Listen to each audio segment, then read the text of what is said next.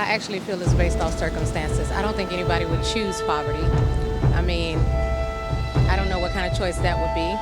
It's definitely like a multi-headed serpent that you're dealing with here. There's not just one answer that you could just like magically, make everything go away with. I think we need a lot of more people to lift people up and to walk with them through their situations to get them out of poverty.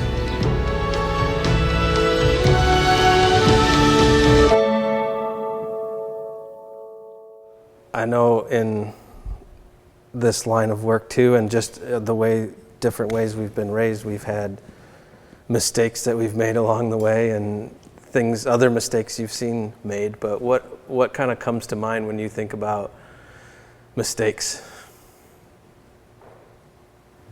I remember working with at-risk youth in Atlanta, and we had a summer job training program, creating access and opportunity for youth to work so they can help pay some of the bills at home. And there was this one young man, and these guys were early teens, 13 and 14 years of age. And one of the young guys started working with the other two, and he probably showed up for work for 1 week, and then after that, he didn't show up. Huh. And because we all lived in the same community, I knew where he lived, I knew his family, and so I approached him, I pursued him, and asked, why aren't you working? He said, I don't really want to. And I challenged him, you gotta work. Working is important. You're thinking about the misconceptions, some of that is reality, people don't wanna work, but I think we have to understand the why. And as it turned out, this young man was really checking. He was actually putting me to the test to see if I would commit to him. And what he really was looking for was another man to pursue him. So he grew up with the father, but his father divorced the mom, and so the mom and the kids moved from North Carolina to Georgia. So he didn't have a male figure in his life. So he didn't know me that well, and I believe he was really wanting me to pursue him, and I wrote him off. Initially, I just said, look, if you don't want to work, I was very hard on him because I know the struggle. I experienced it as an at-risk teen, and I knew how hard it was, how important it was to work hard, not only just to prove anything, but just to survive. And I knew if he didn't work, then he would set himself up for failure. But I pushed him, and I just almost just wrote him off to say that, fine, if you don't want to work, then I don't have anything to do with you. And I didn't realize just the mistake I made because I didn't think about what was going on inside of him. I didn't think about what he needed. I saw the outside. I saw that he wasn't working, right? And if you don't work, as the Bible says, you don't eat. And if you don't work, then you don't have a job.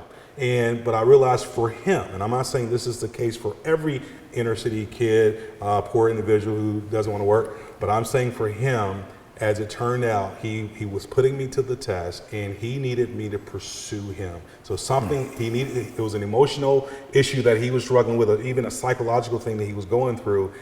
He needed me to pursue him, and I didn't at the time because I pretty much said, if you don't want to work, then I have nothing else to do with you at the time. Yeah. That was a big mistake. Yeah, and the answer to your question is not having a hard time coming up with a mistake, it's narrowing it down. I mean, one point you made is I think one of the things I tell, I do a lot of teaching and I work with college age kids a lot, and I tell them, particularly Christian kids, I said, you guys need to be the smartest person in the room. You need to be the most well-read, and I think sometimes in the ministry, we have a lot of people who go into the ministry and they're young and naive and idealistic, and God's going to be able to use them, but they're not very wise. And we make a lot of mistakes. And I can look back on myself 30 years ago and realize I was pretty naive.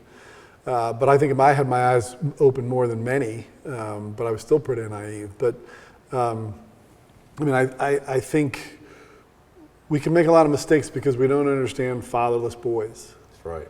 Because we haven't really, we got to dive deep into psychology and know what fatherless boys go through in order for us to be able to understand how we can effectively minister to that child. If we don't understand the void in a child's life who is without his father, a boy in particular who is without his father, he doesn't have a dad, so he's going to love me. Why wouldn't he throw his arms around me? Here, I'm a father figure.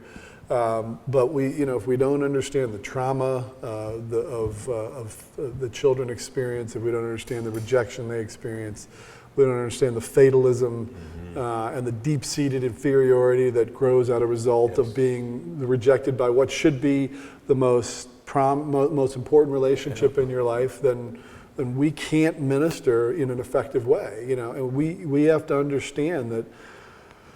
And I think this is very biblical, that our view of God is going to be most informed by our relationship with our earthly father. Absolutely. And if we've been rejected by our earthly father, then we're going to reject God because we're assuming he's going to reject us. And if we're going to love a child with the love of God, we have to understand that deep pain and that deep trauma they have.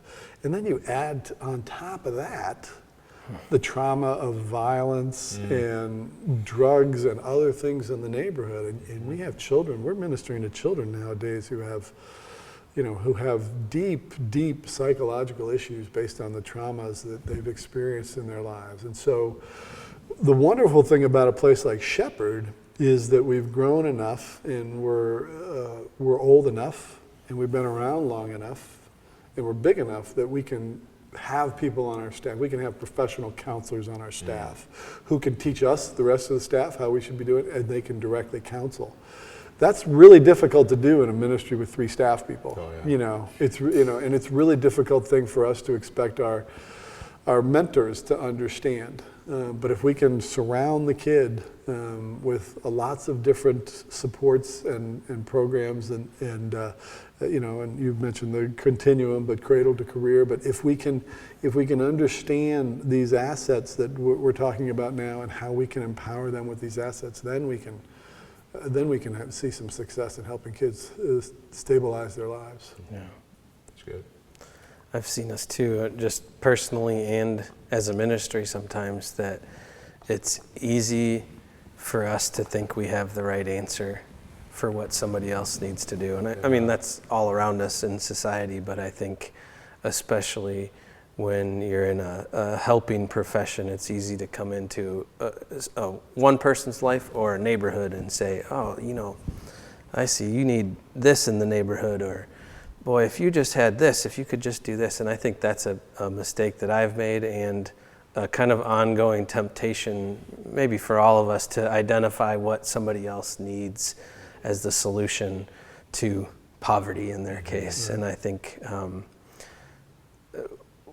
listening well is a great response to that kind of temptation. Is hearing what people are saying and letting people identify for themselves where they're at, and understanding trauma in a lot of cases, or just understanding a lot of life circumstances by listening well is something that I've continued to learn. Yeah, I think one of the early mistakes I made was trusting people. We talk about needing to earn trust, Right. but I think it was a clear mistake in trusting some folks in the neighborhood who burned me and then saw me as a fool. You know what I mean? Yeah. And I remember one particular incident early on, just after we'd moved into the neighborhood, and we'd lived in Austin and Chicago, so this wasn't our first inner city neighborhood to live in. But I was there was a vacant lot in the neighborhood that people were throwing furniture and trash on and everything, and I had arranged, I'd gotten a big pickup truck, and I met these 3 boys from the neighborhood. This was before we'd opened Gyro Sports, and so I was trying to get to know the kids in the neighborhood. And so, I asked them if we'd be willing to earn some money to do some work, and they were eager to do that. And something came up, and I had to leave, and I went ahead and paid them in advance. I came home and the job wasn't done. There wasn't a surprise, was it? But I don't know if that hurt my relationship with those kids ultimately, but I never really was. I mean, they were pretty tough kids. I was never really able to earn a relationship with those guys. But I look back now, and that was foolish of me. I wouldn't do that with a contractor working on my home. I wouldn't pay him in advance, these kinds of things. But I think what those kids probably walked away from that thinking, boy, that guy didn't know anything. What a fool. I can't believe, and they got paid, and they left. And And I think we have to be wise. You Yes. know, the scriptures say, "Be innocent as a lamb, and wise as as a serpent." And I think if they see us as fools, then then why would they listen to what we have to say?